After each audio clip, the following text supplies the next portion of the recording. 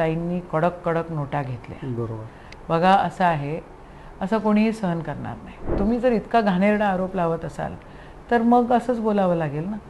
त्यांची उत्पत्ती कुठून कुठून आल्या, काय झालं, पैसा कुठून आला, अंडरवर्ल्ड सोबत त्यांचं काय कनेक्शन आहे.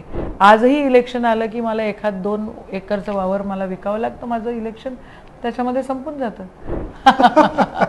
असं आहे. त्यांनी असं म्हटलं होतं बघा, त्या ज्या वेळेला मागच्या वेळेला निवडणूक लढत होत्या त्यावेळेला माझ्याकडे कर्नाटकचा पण प्रभार होता आणि मला ते दोन्ही बॅलन्स करावं लागत होतं.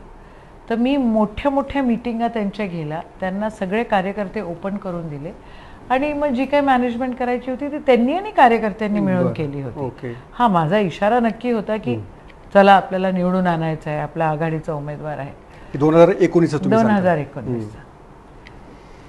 त्या मॅडम आल्या आता 2024च्या निवडणुकीमध्ये आणि त्यांनी असं म्हटलं की ताईंनी कडक कडक नोटा घेतल्या. बरोबर.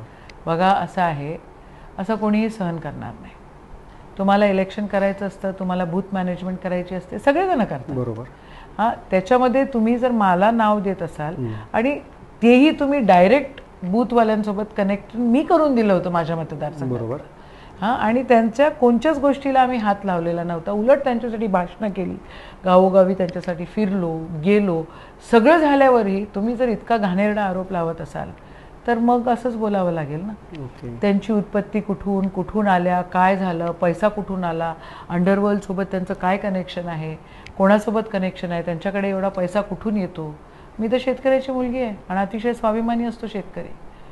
माझ्याकडे मी एका मोठ्या घरातली मुलगी आहे, माझ्याकडे जमिनी आहे. आजही इलेक्शन आलं की मला 1-2 एकरचं वावर मला विकावं लागतं, माझं इलेक्शन त्याच्यामध्ये संपून जातं. तुम्ही अशा व्यक्तीला जर तुम्ही काही बोलाल तर मग चोट्टा नाही चोट्टी नाही तर मग काय बोलणार आहे, असंच बोलणार. आमची वराडी भाषा आहे, वराडी भाषेच्या हिशोबानं म्हणून टाकलं. चोट्ट्याचा अर्थ आमच्या काही लोकांना कळणार नाही, चोर हाच त्याचा अर्थ आहे. असं आहे, असं स्पष्ट आहे. जे मनात आहे ते तोंडावर आहे. हा स्पष्ट वक्तेपणा तुमच्याकडनं कोणाच आला घरात? आम्ही सगळेच तसे आहोत. मूळ स्वभावच आमच्या घरातला तसा आहे.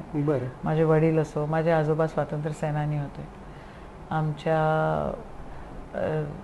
राम मंदिराच्या बुरुजांमध्ये मोठं राम मंदिर आहे, 700 वर्ष जुनं, आमच्या पिढीजातचं. तिथं स्वातंत्र्य सैनिक आश्रय घ्यायचे.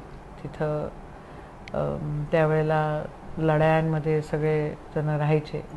तर हा सगळा इतिहास आहे. तर स्पष्टपणा रक्तात आहे. पण तुम्ही गळ्यामध्ये इतक्या माळा काय, रुद्राक्ष काय नक्की काय आहे? मी रेग्युलरली जाप करते. आणि एक दिवस कोणत्या देवावर श्रद्धा आहे तुमची? देवावर आहे.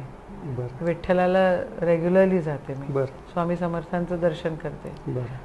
श्रीराम आमच्या घरामध्ये आहे. तर देव आहे, पण माझ्यासाठी माझा देव माझी आई आणि वडील आहे.